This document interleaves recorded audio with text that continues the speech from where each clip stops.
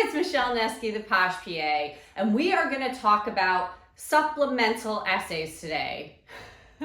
I know, you're like, wait a second. I just did a personal statement in this application, and now you're telling me I have to fill out additional essays? Unfortunately, yes, but the silver lining is not every program has supplemental essays, so you really need to look at your programs and see if they ask you additional supplemental questions or not. I'm going to break down for you today how to successfully write a supplemental essay to stand out in your PA school application. But if you have not already, smash the subscribe button. I'm here every week giving you new tips on how to get into PA school, become a successful student, and a fulfilled practicing PA. Okay, so I have another video where I really broke down the sections of the centralized application for PA programs. Be sure to check out that video because what I'm talking about is housed in the program materials section. So if your PA programs that you are applying to have a supplemental essay or supplemental essays, plural, they may be housed directly in the CASPA application in the program materials section. If they are there, you will need to fill out those essays before you submit to that program. Other programs choose to do a supplemental essay outside of CASPA, and they will send you a link to fill out the supplemental essay. And then lastly, other programs will actually invite you to fill out the supplemental essay. So if your programs do have supplemental essays, there is a couple of ways that they may send them to you. So that's important to remember. Now, not every program has supplemental essays. Some of them are very simple and straightforward questions like, have you applied to this program before? Do you have any academic deficiencies? Something like that that you will answer directly in CASPA. Others have longer, more comprehensive essay questions that are going to require more thought and insight on your part. Let's talk about the essays in terms of character count, because some of these questions you will have a very short character count to be able to get your point across. I have seen supplemental essays with a character limit of 250 or 500, and sometimes it's hard to answer the question in such a short space, so it's important to be concise and get your point across quickly. On the other hand, I have seen programs that have basically no character limit, 0 to 9,999, right? So the question is, how long do they have to be? That's a hard question. I think it depends on the essay prompt. You want to make sure that you are actually answering the question and it's appropriate length. You don't want to write 9,000 characters. It's unlikely that's going to be read. You want to get your point across and really write an effective essay that is going to make that program want to invite you for an interview. Some types of supplemental essay questions include things like, why do you want to attend this program? How will you support the mission and vision of this program? How will you add to the diversity of this class? So a lot of the questions will be in that similar vein. And I really encourage you to do your research on the program and really find something that you connect with for those programs so that you can write about that and you can show how you're already supporting that mission and vision as a pre-PA. So a couple of things I would not do. If your essay prompt is, why do you want to attend this program? Okay, what I would not lead with is, I want to attend this program because, okay? We need to be a little bit more creative than that. And hopefully you have looked on their website or you've talked to students who have gone there or followed their social media and you've gotten insight into the program or you've attended a virtual meeting, okay? So why do you want to attend this program is a common one. And I encourage you to please look beyond just what's on the website. PANCE pass rates, that's one that I see a lot of times. While the first time PANCE pass rate is really important to a program, that should not be the number one reason why you want to go there, okay? It is important, and I believe that you can include it in your essay, but that should not be the top reason why you want to attend that program. It has to be deeper than that, okay? So there are a lot of reasons why you may want to attend a program. Maybe you like the way the curriculum is structured. Maybe you prefer a cadaver lab.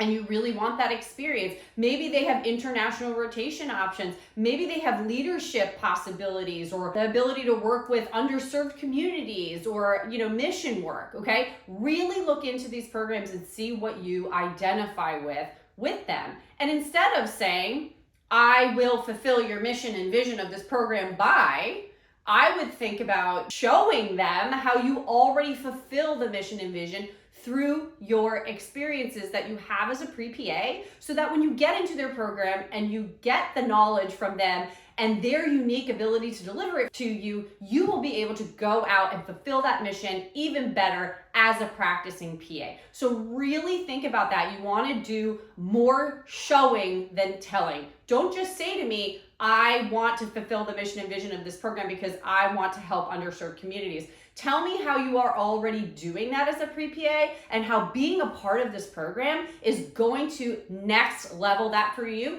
as a practicing PA. All right, so I really encourage you to use your experiences as a way to show a program that you already support their mission and vision, and that you are going to be a better PA at the end of the day by going to their program, because it's going to build on that foundation you already have. In terms of why you want to go to that program, I think those are personal reasons, right?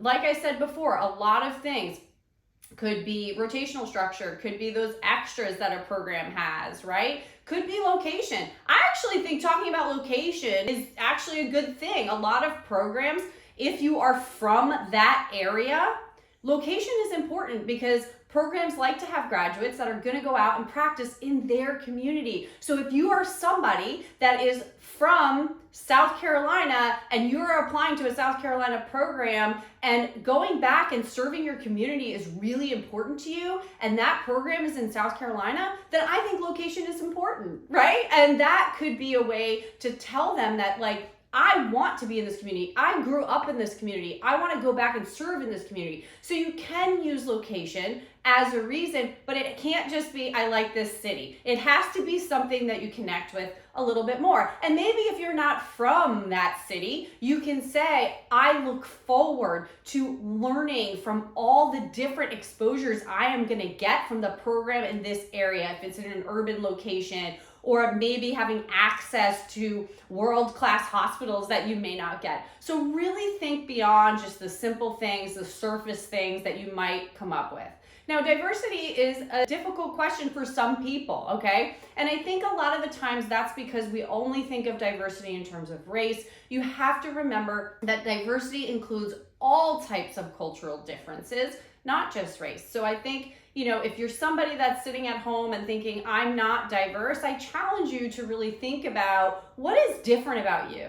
What is different about the way you grew up? What's different about the way you learn? What's different about, what you'll bring to the table, and really focus on those qualities that you can write about, that you can add to bring to any PA program that you go to. Now, with that being said, these essays go beyond these example questions that I'm giving you, and some of them can be pretty intense and tricky to write. So I encourage you to meet with somebody to review your supplementals if needed, and really get a sense if you're going in the right direction. We, of course, offer that at the Posh PA with my team of experts who help students with their supplementals every day. And you can always book a session on my website at michellenesky.com. Now, a little insider tip about supplementals. Sometimes these supplementals essays, question prompts, are redundant, right? So sometimes you'll be doing essays for one program and you look at the other program's essay prompt and you're like, it's pretty much the same, right? You don't have to reinvent the wheel. If you have an essay that you love, then you can tweak it and use it for additional programs, okay? So just know that a lot of these questions may look similar to you, and there is a way for you to adapt your essays to be able to fit programs that you really are intending to go to, all right? So you don't have to reinvent the wheel.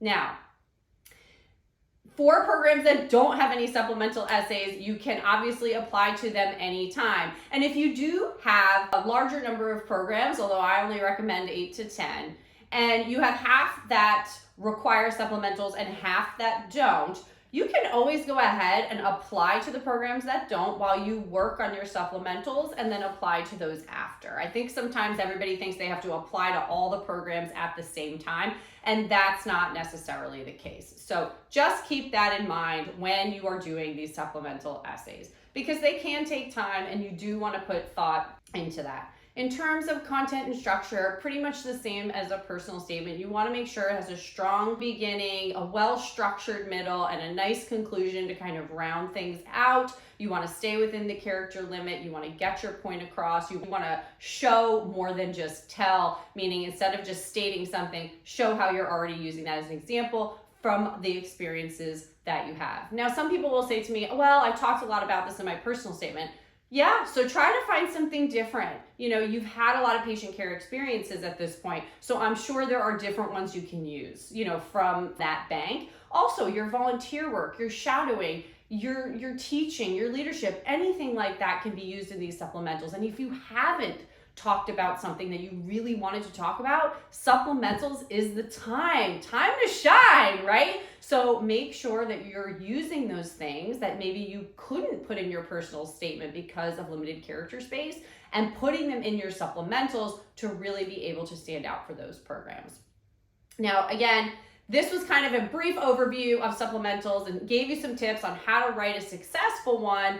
Be sure that you are, again, having somebody take a look at these, but also answering the question and really being true to who you are and really showing a program why you want to go there and what aspects of you and your strengths are going to allow you to add value to that program. I know it can be easier said than done, but I know that you can do it. This is your dream. Don't let uncertainty hold you back. Tackle those supplementals as if you would any other step of this process, and you will be successful.